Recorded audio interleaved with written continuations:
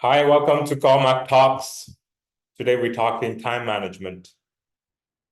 How do you manage your time? Or I should say, how do you manage yourself in time? Because time is the best shared thing in the world, right? Whether you're a billionaire or you're somebody off the street, anyone has 24 hours in a day. Anyone has 24 hours in a day. So what you do with that 24 hours, knowing that you can buy more, no matter how much money you have, is going to be very, very important. So today I want to share a few tricks that worked for me or people that I know. And the first thing I'm going to say is I'll take a bit of an analogy and an example. If you take a bowl and you're trying to put sand first, and then you're trying to put small rocks and then big rocks, do the exercise if you've never done it. It's very hard after you put in sand to put in small rocks. And it's even harder to put big rocks after that.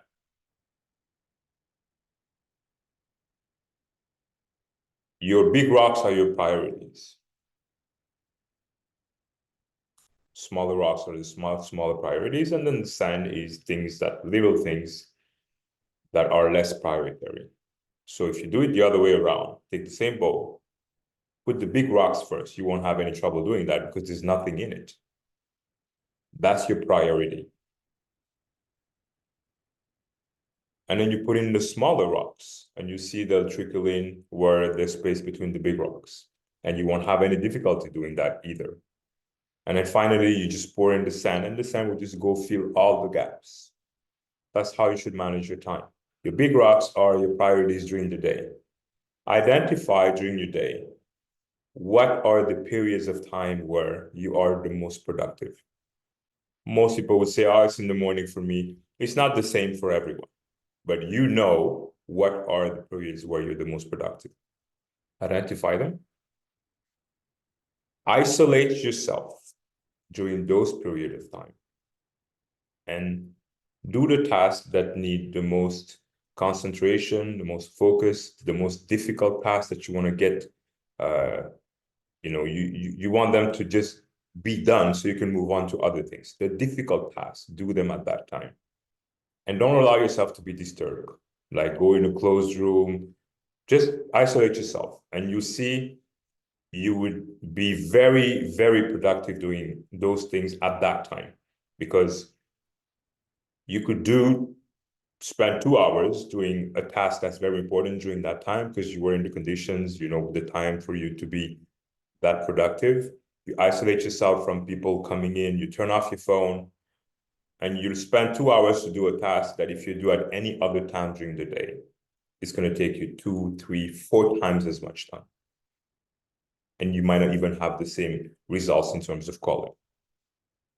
So that's the first thing. Prioritize and know where to put when to put your energies and focus. The second aspect is to be kind to yourself and give yourself a break, literally. You work hard. Your brain needs a break to function normally, to be at least better equipped to come back and be even more productive. So when I worked in my agenda that people had access to see what was available or not to book me for a meeting, I would book my breaks and lunches. Even if it's 10 minutes, 15 minutes, book it. Because if you book it, you have a higher likelihood of taking it. If you book it, somebody else would not book it for you and take up that space and book you for a meeting. Can't take a break and be in a meeting at the same time. So don't let that slot available in your agenda for somebody else to come and just take it because thinking you are available, but you're not. You're doing something else. And when you block that time and it comes, and put yourself kind of a reminder, take it. Take it and go do something that is different from what you were doing prior to taking the break. Go for a walk. If you were in a, maybe not a good mood and whatnot, go talk to people that are going to make you smile. Do something different just so your mind escapes and has a break and can come back fresher. Same thing for your lunch. Go for a walk. Eat and go for a walk. We all know what the benefits are to walk. Well, nobody says you can't do it when you're working. And you come back at your desk more refreshed, more re-energized for the rest of the day. Another thing I want to share in my time management that helped me immensely is how I managed my emails. And I had some sometimes ferocious conversations with a boss sometimes, because I don't spend my time reading my emails. You might sound courageous to say, but that's how I feel about it. I know a lot of people that spend a lot of their day just reading one email after the other, that their objective is to get to 0 email at the end of the day. Okay, and what does that achieve if you've done that at the expense of other things more important, like talking to people, getting ahead on some tasks that needed focus, right? So to me, an email is a support of communication. It shouldn't be the main means of communication. So if you're going to send a PowerPoint presentation, for example, you can't send it by phone. So you have to send it by email. But the urgency of that PowerPoint presentation on when I need to read it is not going to be told to me by just an email. So for example, I managed teams for like almost 20 years of customer service and operations. So making decisions all the time. It's, do we take people offline? Do we close the queue?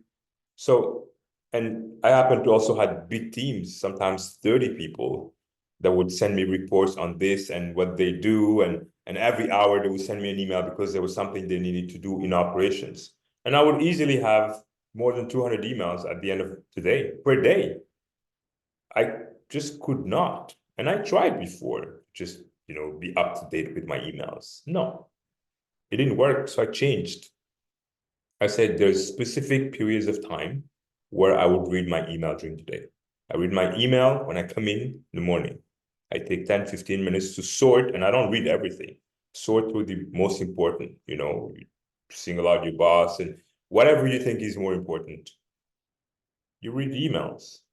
And the key is when you read an email, act upon it. Don't read it just to read it, and then you put it back as unread to come back on it later on. You just wasted 2 minutes, 5 minutes, whatever time it took you. Take action at the time you read the email so you don't have to come back on it to do that again.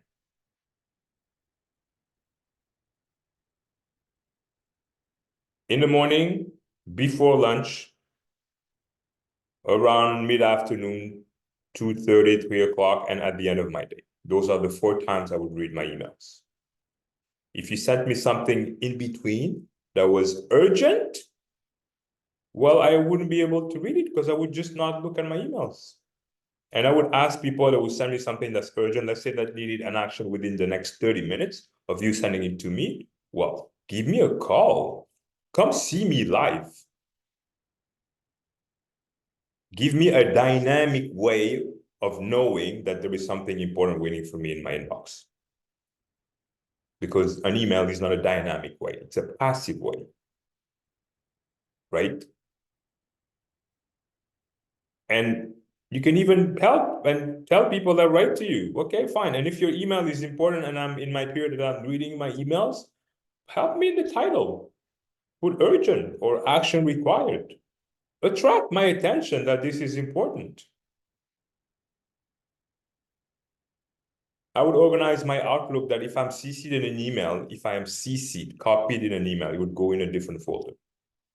Meaning, it's just for my information. No action is required of me. Why would I just rush to read it?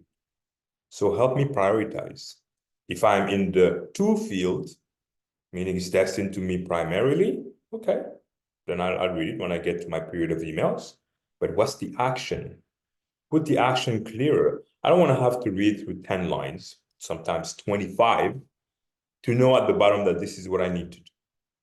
So help people also read what the emails coming from you, help them manage your time, if that makes sense. Tell them, and they will. Otherwise, they would just send you anything that they're used to sending everybody else, right? And you're the one sorting through and wasting your time doing it. And finally, I want to finish with an analogy that helped me a lot manage myself in time, and especially with also emails, because they're time consumers. They are. In today's world, phone, anything attached to a device is done at the expense of just being with people. That's the most important thing. Talk to people. That's the most important thing. We are people. Imagine it's your daughter's birthday, and then you invite everybody at your house, her friends, family, everybody's there. And, candles on the cake, you're about to blow the candles. It's the moment. And at that time, your phone rings. Somebody's trying to get a hold of you and your phone rings. What are you going to do? Are you going to tell everyone, hold on, guys, I have a call that's coming in, and take the call, whoever that is, unless it's like a complete emergency there, but you know where I'm going with this? Or you're just going to let that call go to voicemail and be in the moment with the people and blow the candle and wish her happy birthday. Well, to me, that's what an email is. I'm not going to interrupt something important or something that can wait. So I can still be in the moment.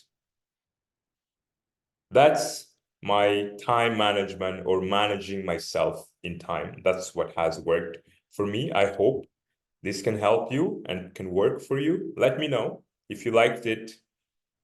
Like the video, share it, subscribe to the YouTube channel. Let me know in the comments how it works and how you apply it, if it's working or not.